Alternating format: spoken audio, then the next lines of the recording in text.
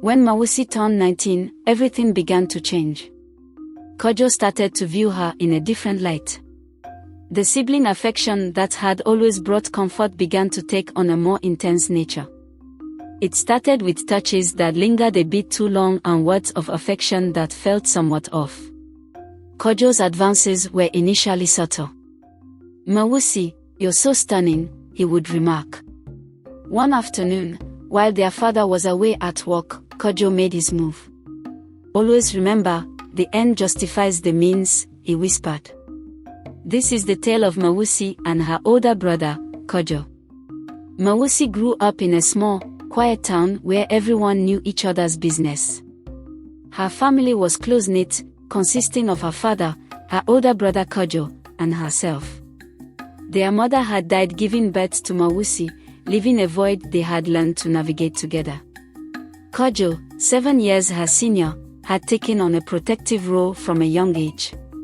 He was her confidant, her guide, and in many ways, her surrogate parent while their father worked long hours to support them.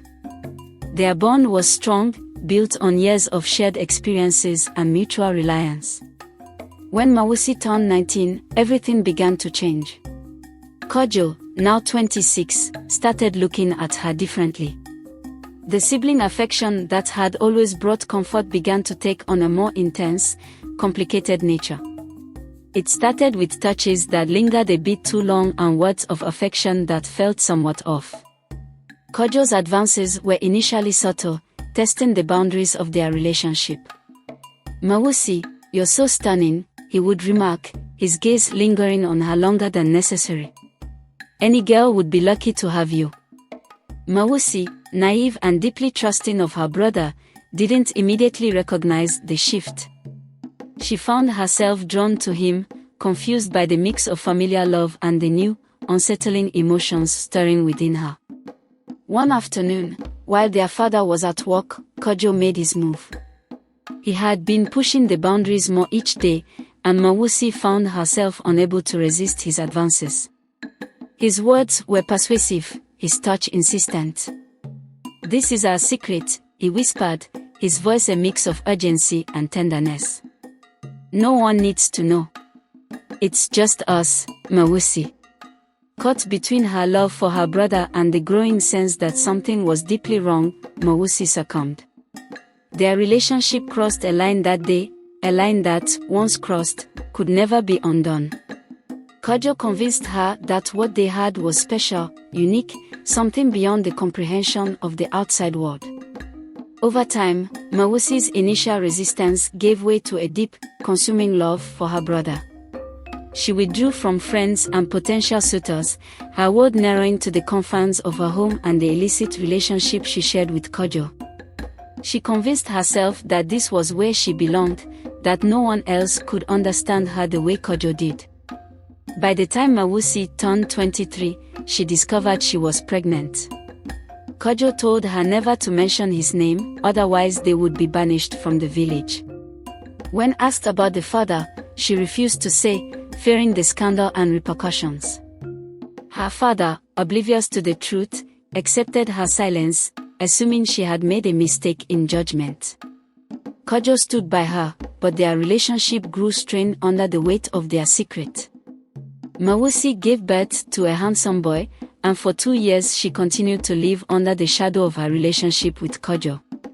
However, as the reality of their situation became more oppressive, Mawusi realized she needed to break free. She forced herself to leave because she had realized that irrespective of how they loved each other, the tradition would never allow them to marry. Now she really wanted to settle down and find a man she could proudly call her own. Finally, she found a charming and caring man. But along the line, her husband-to-be insisted she leave her son behind. Heartbroken, she moved away, leaving her son in Kojo's care. Life moved on, and Mawusi's new marriage brought her 3 daughters but no peace. Her husband, unaware of her past, was loving but strict, and the absence of her son weighed heavily on her. Meanwhile, Kojo married, but his marriage was childless. Kojo and his wife raised Mawusi's son as their own, the child a living reminder of the secrets they kept. Years passed, and the complexities of their past continued to haunt them. Mawusi watched her daughters grow without a son, and each day her husband kept threatening to send her back to her father's house if she couldn't give him a son. Kojo too was tormented by the choices he had made, the lines he had crossed, and had realized that it was his evil act that kept his sister childless. He cried, wept, and asked for forgiveness, but still his wife was unable to conceive a baby. One day, the unexpected happened. Mawusi's husband gave her only 2 options if she really wanted to stay in his house. The options were to bring back her son from Kojo to be their only son, or to go home empty-handed without any of her daughters so he could remarry another woman who could give him a baby boy before he died. This gave Mawusi sleepless nights, and she lost a lot of weight within a few days. Finally, she decided to confront her elder brother Kojo and demanded that she take her son back forever. Kojo, on hearing this, was mad at Mawusi and openly told her that this would never happen, and it would be over his dead body that he would allow her to take his only son. The stress was too much on Mawusi, and she had no choice but to threaten her elder brother Kojo that she would tell the whole world what happened and how he lured her into committing such an evil act. With this threat, Kojo got more furious and called his younger sister to come back home so that they could settle things amicably. The next day, Mawusi arrived home. Kojo was seated with their father and their only son. After exchanging pleasantries, Kojo called Mawusi to another room and tried as much as he could to talk sense into her. He said that what she was trying to do would cause a lot of harm and damage to their family and reputation. He added that Mawusi should allow the boy to stay with him and instead plan with her husband to adopt a son. Mawusi, hearing this, was unable to hold herself and immediately started shouting, "I will never discuss such with my husband. It's either you give me back my son, or I will shout and the whole world will know every hidden secret." While shouting and walking out from Kojo, their father interceded, and Mawusi immediately told their father what had really happened years back. Each time he went to work and left her in Kojo's care, how he lured her into such an evil act and got her pregnant with the boy whose paternity she refused to tell him all this while. Immediately their father heard that the boy he had cuddled and taken in as a son was fathered by his only son and daughter. He fainted and passed away immediately, forbidden to witness such an evil act. Kojo, devastated by his father's death, confessed to a dark secret he had been hiding.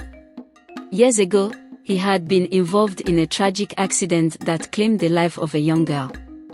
His guilt over that incident had pushed him into a spiral of self-loathing and misguided love for Mawusi, believing he was unworthy of anyone else. This revelation added another layer of complexity to their already tangled lives. Now, both Kojo and Mawusi did not talk about the boy anymore because the worst had happened. The villagers gathered after hearing the sudden death of Kojo's father and later confronted Kojo and Mawusi, demanding to know what happened to their father who was ill and healthy. Kojo refused to utter a word, but the elders threatened to involve the angry youth who stood outside waiting to hear what caused the sudden death of Kojo's father. With such a threat, Mawusi was frightened and was pushed to confess. She narrated in tears how the whole thing happened and how the incident haunted her in her everyday life. Kojo immediately ran outside trying to escape but was caught by the angry youth and brought before the elders. The elders screamed after hearing about such an abominable act and passed their judgment immediately, requesting that Kojo provide all the necessary items for the proper cleansing before they would continue to associate with his family. Failing to do so would result in the entire village banishing them from their community forever. Kojo later provided all that was required, and the ritual and cleansing were done, after which the funeral of their late father took place.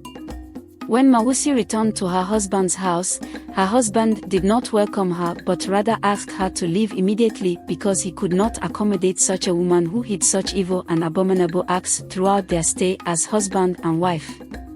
Mawusi left without any of her daughters. She picked her empty self and moved back to her father's house, but found the greatest shock of her life when she saw her son's lifeless body at home.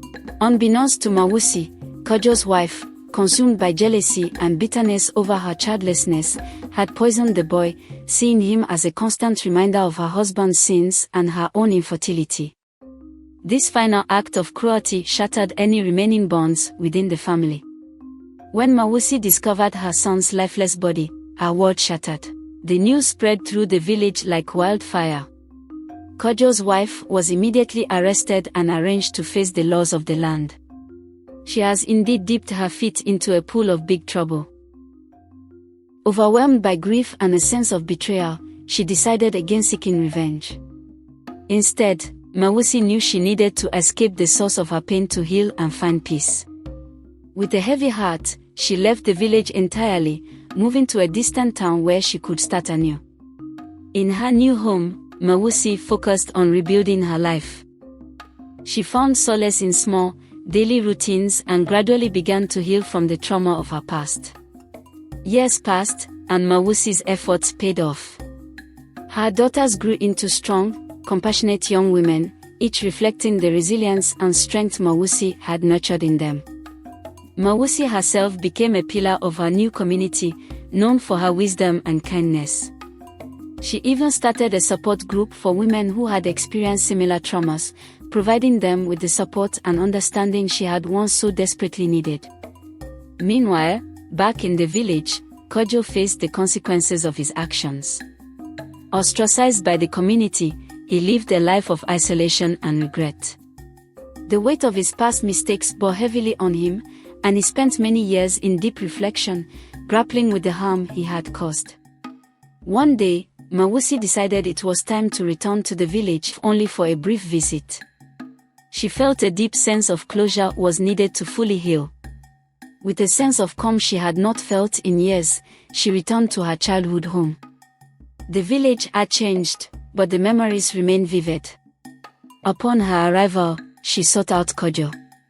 He was a shadow of his former self, visibly aged and burdened by guilt. When they finally faced each other, Mawusi spoke not with anger, but with a serene strength. She told him that she had found peace and had come to forgive him, not for his sake, but for her own healing. Kojo, overwhelmed with emotion, broke down. He apologized profusely, expressing deep remorse for the pain he had caused. He revealed that his years of isolation had given him a new perspective on life, and he had dedicated himself to helping others in small ways, trying to make amends for his past. Mawusi, seeing the sincerity in his eyes, felt a weight lift off her shoulders. She forgave him, and in doing so, freed herself from the last remnants of her past trauma. She stayed in the village for a few days, reconnecting with old friends and visiting her father's grave, where she finally felt a sense of closure. When she returned to her new home, Mawusi carried with her a sense of peace and fulfillment. She continued her work with the support group, sharing her story of resilience and forgiveness. Her journey taught her that healing was a long and difficult path, but it was possible with courage and the support of loved ones. As for Kojo, he spent his remaining years making amends in whatever ways he could, fully understanding the gravity of his actions. He found a sense of redemption in his efforts to help others and lived out his days in quiet atonement. Thank you so much for watching. I hope you enjoyed this story. Let me know your thoughts in the comment section.